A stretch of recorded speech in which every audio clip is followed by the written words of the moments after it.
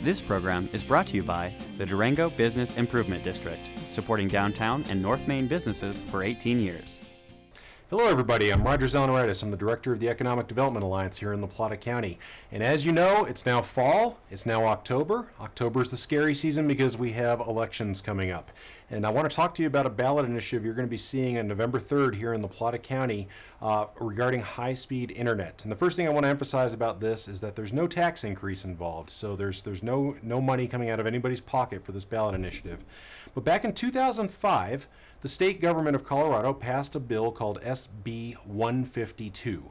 And what that bill said is that local governments could not compete against private providers to provide high-speed internet to residents of their regions. But it also said that local governments could opt out of that legislation with a popular vote.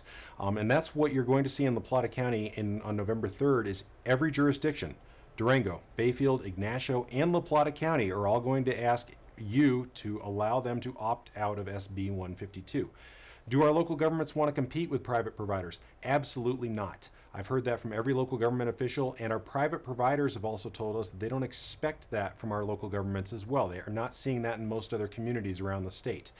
By the way, almost a dozen communities around the state have opted out of this legislation. Another 30 or more are seeking to do so this November. So this is not uncommon, but we'll probably be the first county in the state of Colorado to have everybody try to opt out at the same time. So what can't our local governments do right now under SB 152? Let me give you a few examples of what they can't do. They cannot, if they build fiber into the ground, they can't lease or sell excess fiber to a private internet provider, which means if a private internet provider comes in, they have to then dig a new hole, put their own fiber in, and that raises the cost for everybody. They also can't provide free Wi-Fi in a downtown area or around a library or things like that. Our local governments can't partner with our local internet service providers in order to expand internet options for our residents here in La Plata County, Colorado. And finally, they can't provide high-speed internet in places where private providers are not providing high-speed internet.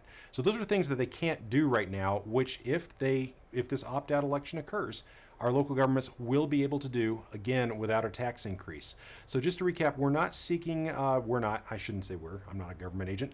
The local governments are not seeking to compete against private internet providers. We're seeking to find ways to provide better high-speed internet access for all the residents of La Plata County. And that's one of the Alliance's long-term goals, is to make sure that every household in La Plata County has access to high-speed internet. This will provide potentially another tool in the toolbox to get internet to your home and high-speed internet to your home here in La Plata County.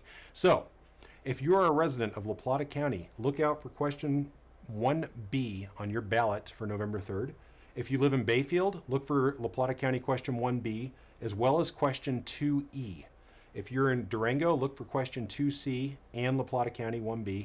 And finally, if you're in Ignacio, look for question 2E and La Plata County question 1B. If you've got any questions about SB 152 or this upcoming ballot initiative, please contact me at 259-1700. Again, this is Roger. I'm the Director of the Economic Development Alliance, and I look forward to hearing from you. Have a great day.